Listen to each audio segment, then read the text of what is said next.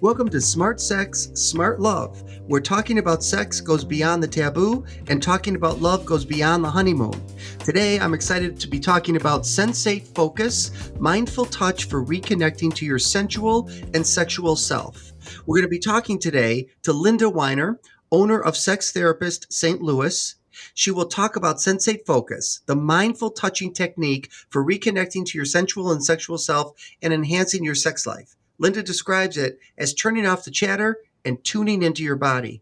Linda's a licensed clinical social worker, a certified diplomate in sex therapy, a supervisor for certification in sex therapy and sexuality counseling, and a continuing education provider for the American Association of Sex Educators, Counselors, and Therapists.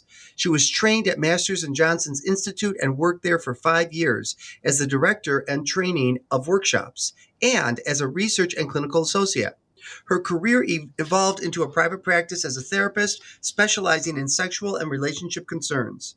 Linda began publishing articles on Sensate focus, mindful and somatic touch techniques with co-author Dr. Constance A.V. Clark, and authored a book entitled Sensate Focus in Sex Therapy, the Illustrated Manual, which was published in 2017.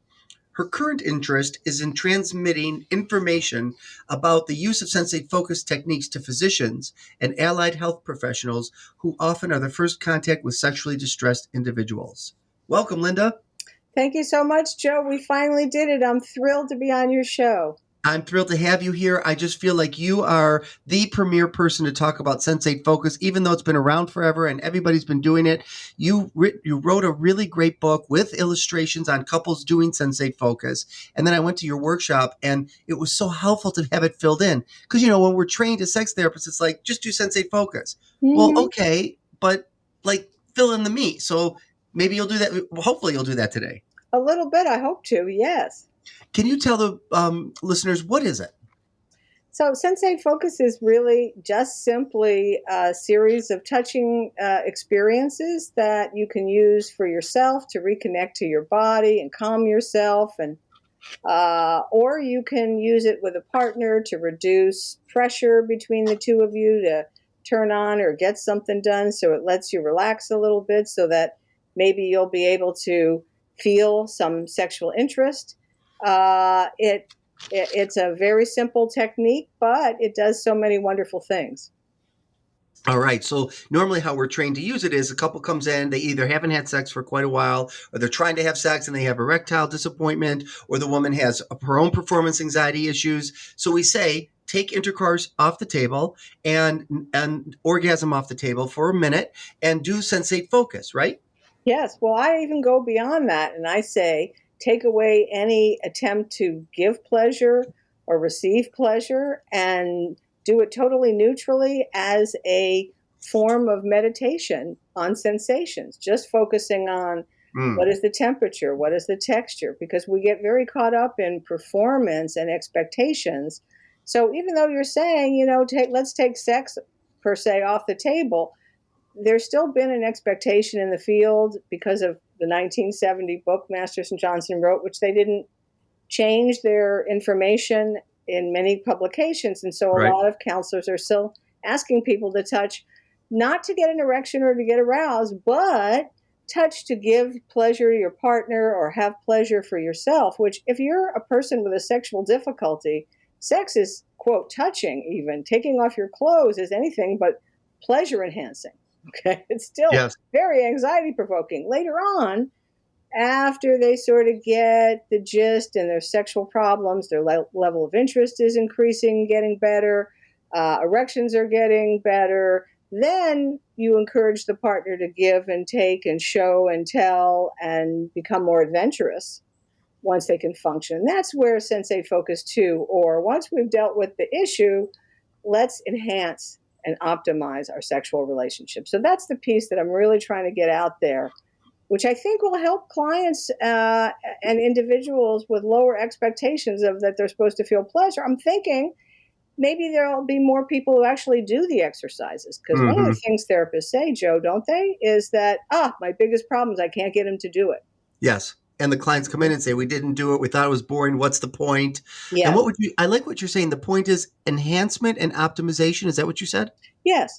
If you're not having a sexual difficulty like low desire. Okay, right. It's just more about performance, Yes. right? Which Uh-huh. I hate saying Right. performance. You know how there was a Uh-huh. meme that said, it's not a performance. Your penis doesn't take a bow at the end and get an applause, right? Yes. But But many men expect and do it themselves, but they yeah, don't, applause. What they do is diminish themselves if it's not perfect yeah, performance every time. yeah. Have you Hmm. heard what I'm saying? I learned it from, I don't even know who in the field, erectile disappointment I rather than haven't heard erectile. that. That's a very cool way to put it because Oh, dysfunction sounds so, or disorder sounds so, with so many heavy. men having issues, why do we have to make it something, Right. And often unusual? it's not right. And if it's not physical, it's not a dysfunction. It could be anxiety. Anxiety is the dysfunction, not the erectile disappointment. The Exactly. disappointment. Right. Yeah. And the performance pressure to both have an erection, keep an erection, and have your partner experience pleasure. So sort of supposed to take care of them first because that's what we've been told. Right. And that's what I liked. So if people go and they find this, and I use your you have a handout with Neil Cannon and Avery Clark. That is 5 steps. That what I learned and I loved it. Maybe I knew it, but you saying it in your presentation helped me. That when you're touching your partner, it's not about you touching them, right? It's about the partner being touched and teaching you how to touch them, right? No, sorry, Oh, Joe. see, I got it wrong.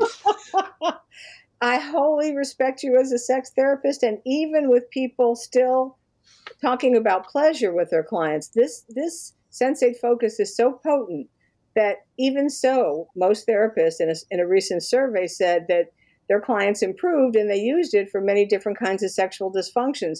But I'm imagining that if we reduce pressure even more, they don't have to give pleasure or feel pleasure. They don't even have to want to do it. Just do it and see what happens as you turn off this thinking brain, get Yeah. into the primal brain, and the flow begins to happen. That's the theory behind doing it this way. And I wonder if more clients wouldn't drop out, if they would be more willing to do it. But it works anyway. But would it work better if we described it this way? I'm trying to do a study comparing clients who were given the pleasure definition versus clients that were given the definition of touch as a mindfulness practice. In a Mm. mindfulness practice, you usually focus on a sound like om, or you focus on something visual, a Hmm. flame. In mindful touch, what happens, Joe, is that when you're touching and you're focused on what's it feel like, what's the temperature, what's the texture, does it feel different if I use more pressure or less pressure? So it's all about me and what I'm experiencing sensually. So you're having a meditation. If your mind goes off to, I wonder if my partner is doing okay with this, you turn it back to the Mm. meditation. Just like when you're meditating and your mind wanders, which it will, Hmm. with this, you're bringing it back to a meditation on what things feel like sensually. So you're bringing yourself back to your own body experience because sex happens when the brain is turned off, when the thinking brain is turned off, and you're in the primal brain and your body knows what to do. You've just gotten out of the way with all your anxiety, your worries, your performance fears, and you let your body take over. It's really similar to sleep. Let me describe this. Am I boring you yet? I hope not. No, no, keep going. Okay. So, sex being a natural function, it means your body really knows what to do if we can just get the thinking mind out of the way. In the same way, we all know how to fall asleep. And generally, unless you're getting in my age group where it gets a little more challenging to fall asleep, but if you're having difficulty because you're worried about something and you're creating anxiety, which then creates the opposite of dopamine, you can't fall asleep. And the more you lie there, you go, oh my God, if I don't get to sleep pretty soon, tomorrow's going to be a complete wreck.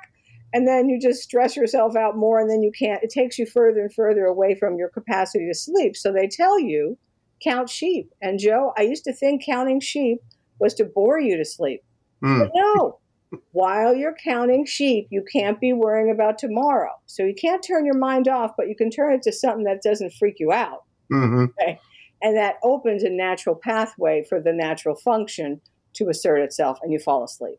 Same thing with sensate focus. You're focused on temperature, texture, pressure. For seconds, your mind is turned off. You're in your body. I liken it to when people get in the shower. A lot of people, when the temperature's right, they put their head back and they go, Oh, ah, nice. Yes. and they're not thinking about anything. They're in pure, sensual, somatic experiencing. And that's the state we're trying to get to with sensate focus. I'm sorry I talked on and on, but No, you're good. let me just I'm get it not one out. of those. I'm a different kind of host. I don't need to share. It's not about me. It's about you and your work. But I do want to make sure that I can send clients to this when this is published because Huh? I want them to, hear you and really, because some people don't like to read. Can you just say, because I want to make sure I get it. So the couple says, okay, we're having these issues. All right. So you're going to go into the bed. Are you Mm-hmm. dressed? Are you not dressed? What is a step-by-step process? Can you talk that through? Okay, it really depends on what the couple negotiates or what the individual who's doing it themselves feels like they can and will do. Not want, but Mhm. will. Okay. Because there's always going to be a little anxiety. And so it might look different if you've had a lot of, say, sexual trauma. You're not going to start nude in the bedroom with no breast and genital, your turn, my turn touching. You might start in the living room with hand caressing, just trying to get focused on what that feels like and manage your anxiety.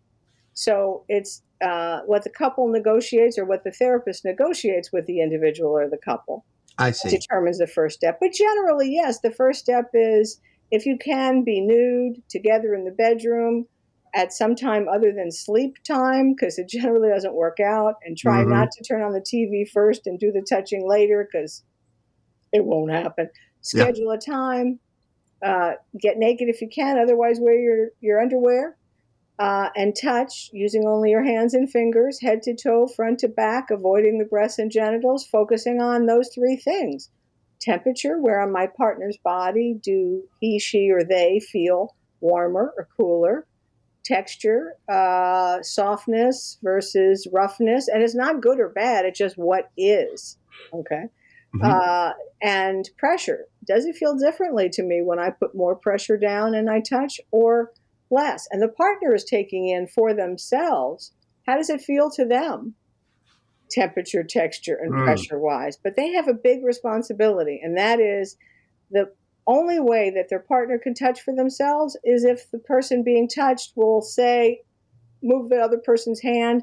If it feels awkward, irritating, psychologically disturbing, it's not traffic copying what I want. Mm. It's not right now, dear. And dear would take it as a compliment, not a criticism, because Hmm. in this culture, particularly men have been taught they're supposed to be the magic toucher and anticipate how their female or female identified partner wants to be touched. And it's just, so we emphasize let your partner know if it's uncomfortable, and partner, take it as a compliment, not a criticism. And then it moves from once the person is able to exhibit the magic formula, touch for themselves, focus on sensations, and bring themselves back from distractions. A distraction is anything other than temperature, texture, pressure, especially evaluating, do I feel good? Am I getting an erection? Do I think I'm going to get turned on? Will my partner be upset? All of those are those distracting negative thoughts that make you Hmm. anxious. So you make it temperature, texture, pressure. When you've got that, you can then move on to maybe include breasts or breasts and genitals. And then it moves on to increasingly what we would call erotic, genital to genital touch without insertion. And then insertion and playing a stride just without insertion is the most fun, most female identified people have ever had. Wait, what does it say it again? When the female identified partner goes astride her partner What does that mean? and Astride. touches, if it's male, uses his penis any way she wants, Oh, or herself oh, got it. without inserting. It's like, wow, I've never done that before. It was always like, Yeah. got it close, get it in. It Yeah. was like, Right. so then, as I said, later, once couples are comfortable and have a decent sexual relationship in terms of function, then we put the gilding on the lily. And what do you really like, and what are your kinks, and what have you always fantasized about trying? Not what did you try with your previous lover? That Hmm. can never Hmm. go well, Now generally speaking. you don't know me very well, but I absolutely hate expressions, and especially if I don't know what they mean. So, what does gilding and the lilding, or whatever the hell Building you a just said? lily. Okay. Overdoing it. It's already good. Uh huh. Oh, And so now you're putting an unnecessary layer on it. okay, got it. And so gilding the lily. But thank you, Joe, because communication should be absolutely understood. So Now let me go ahead and go ahead. ask me. Hmm. So what do couples? This happens a lot, right? They come back and they say, "We blew it. We ended up having intercourse." What Hmm. do you say to that? Well, I say secretly to myself, yay, they can still do it. And they got carried away, and there's hope. Okay. And then I say to them, well, that's nice that that you were able to experience that together. I'm really glad, and it underscores that, yes, there is some heartbeat to your sex life. But you've said to me that you want it to be regular, not accidental. And so I'm trying to work with you and basically teach you how to have it be less than the moon and the stars are in the right position, but how to have it more regularly, how what you can do to facilitate that kind of experience more regularly. I say it a little less firmly than I just did. I'm a little softer as a therapist. Sure, sure. We're on the podcast. We're in a time crunch. So Okay. right. And what about you? Talk about the whole thing about sensate focus is to build sexual tension. Can you expand on that? Sure. If you do some touching with a partner or with yourself, and you don't stimulate yourself to orgasm after, or an orgasm doesn't occur, you just build tension for the next opportunity. So energy is never lost. So it's a good thing. Have you ever had an experience where people, and I have, right, where I'm sure you have, but just for listeners, where negative things come out of this, right? A conflict comes out of this. Oh, yes. Uh-huh. Because sensate focus will identify where the problem is so that you can work on it. Okay. If there's a Yes. power struggle, for example, between the couple, we better identify it and work with it so that it doesn't affect their bedroom behavior. Good. All right. That's very helpful for people to hear because I think people think there's a way to do this. And that's what I love about your book. That's what I Mm-hmm. love about your presentation. And now even today is there is no right or wrong way to do this. Mm-hmm. Yes, it's not a cookie cutter procedure, day one this, day two that, as it's often been presented. You talked also about focusing on sharing this knowledge with physicians and allied health professionals so that they can learn working with these couples. How are you doing that? So I'm trying to present more at conferences where there is a professional audience. Also doing more workshops with that focus, and I'll be increasing that as we go along. Also, joining more writing articles for medical journals. Oh, that's great. Mm-hmm. I didn't know there was so much. Somatic ideas about this make sense to me, but then the mindfulness, I hadn't Mm-hmm. really thought about mindfulness. Can you explain what that means for people? Because Mm-hmm. listeners may be like, what does that even mean? I hear it all the time. What do you mean? Mindfulness is just a state of suspension of troubled thinking. It's blanking the mind, and then subsequently blanking the mind of anxiety and distracting thoughts, and being able to focus on the here and now. What does this piece of fruit really taste like if I'm not watching the TV, reading the newspaper, and just eating? If I actually focus on it and can focus on tasting it, that's mindfulness. That Mm, you're in the experience, not just participating in it, but right. psychologically connected to it. Which is Mm-hmm. really the contributor to performance anxiety, right? Yeah. They're Mm-hmm. spectating themselves. They're overthinking Exactly. themselves. Uh-huh. They're watching themselves from a corner of the room rather than being in the experience. And have you ever had a good time at a party when you're asking yourself, am I having a good time at the Yeah. party? Yeah. Right. Um, what do you say about why you got into this? Like we all do sensate focus. We all learn it in sex therapy trainings, but you made a career out of it. What brought you to do that? So I was teaching a course on human sexuality at Washington University, and I was going to give them a reading in Sensate Focus as part of their education. And when I started looking at the literature again, it was all about performance in terms of pleasure and touching for the other rather than touching for yourself. And I was like, oh my gosh, I went to training at Masters and Johnson. They never mentioned this. And though I read that older book, it didn't register. So suddenly it occurred to me, oh my gosh, they never published much about it, except if you went to their conferences, you learned about it. If you did research with them or worked there, you knew about it. But they didn't publish in any major journal when they had made, I believe, the total conceptual and instructional change. Instead of touching for the other and for pleasure, you're touching for self, and that leads to pleasure for them and for you. So you don't have to add to the performance. Yeah, no, that's great that you did this. So you really brought it into the 21st century. Yes. Thank you so much, because I was told, oh, that's such old stuff. Why do you want to write a book about it? Let's move on to something new. And I'm like, but wait, nobody knows how to do it the way I learned it, the way they conceptualized it later, for what I think are really good reasons to modify it. Yes. And what I love about it, and you consulted with me when you were writing your book, it's just that you added LGBT into it too, because a lot of people do not do that. Yeah. Well, of course, diversity and helping all people and recognizing differences should be part of what we do. Do you know, I've just thought about this recently. I don't know why it never occurred to me. Maybe you're going to say this is something you've always thought about, but people can do Sensate Focus alone, right? Absolutely. You can do it alone. And if you read my book or even go to YouTube or tune in again to have your friend tune into Joe's podcast, you can do it yourself. Just getting relaxed, focusing on your body, tunes off the mind, relaxes you, improves your immunity, decreases depression, gives you a sense of joy, whether you have an orgasm or not, just touching, because touch is magic. And it is the original bonding chemical and the original oxytocin chemical and the original way that we felt safe and loved is having skin-to-skin contact with our caretakers.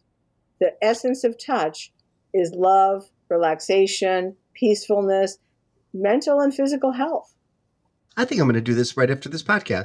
All right. You'll have to be nude, though, Joe. Yeah, that's right. I'm in an office alone, so nobody. So we have to come to an end. Anything else that I didn't ask you that you thought, that's important to say in this podcast? Well, I think that this can really help with self-love, with body acceptance, a body that can bring you pleasure, that is soft and warm. And if you're doing this without judgment, and every time you think a negative thought about your body, you bring it back to temperature, texture, and pressure, I think that is a very positive way, especially if you have had some post-cancer treatment, concerns about body image, or your body is aging, it's a different body. So body acceptance, I think, is another important point, besides the health, mental health, and physical benefits of just touching yourself or being touched. Such a good point. And really, I was thinking, I've used it with transgender, in their bodies when they feel disowned in certain parts of their body and where they have, but it's a great tool, I think, for everyone, but particularly people who are trans that are having issues, any body image issues, right? Yeah. Yes. I'd love to hear more about your experience. Yeah, sure. So where can people find you, Linda? So the best place to find me is at my website, www.sextherapiststlouis, that's STLOUIS, .com. And my email is sextherapiststlouis @gmail.com. I also have an Instagram. I also have all the social media, but I'm kind of old school. Yeah. Well, no, if you have all that social media, you're not old school. But I have an army of people who assist. Yeah, so do I. Thank you so very much. I'm so excited to have you here. I've been great excited. Conversation. Good to see you. Yeah, well, your work is just so good. And I sat in that. I thought, Sensate Focus, what can I learn? What else could she teach? And so much. So thank you, Linda. Absolutely. Linda, it was such a pleasure having you on the show. You can hear more of my podcast at Smart Sex, Smart Love, and also you can follow me on Twitter, TikTok, Instagram, and Facebook.